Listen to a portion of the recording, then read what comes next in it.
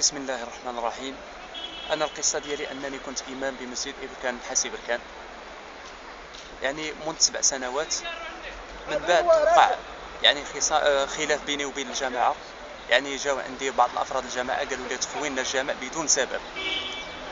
قلت لهم ودي نخوي الجامع ماشي مشكل، ولكن تعطيوني المهلة ديال شهر على ما ندبر على راسي نمشي بحالي. أنا عندي الولد كيقرا وما عنديش فين ندي ولادي، دابا تعطيوني المهلة ديال شهر نمشي بحالاتي.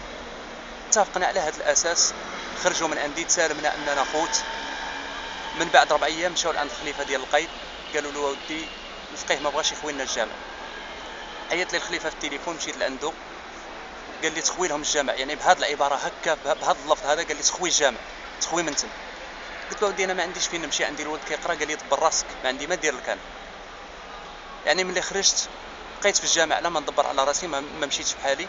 من بعد اسبوع جمعوا لا كارطات ولاو رجعوا على الخليفة، ولا عيط لي في التليفون ما مشيتش لعنده.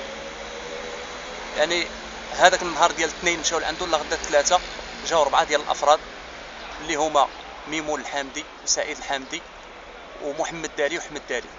اقتحموا المنزل ودخلوا عليا، يعني حتى المنزل، حتى البيت النعاس، وشبروا فيا 4 ديال الناس، شنقوا عليا.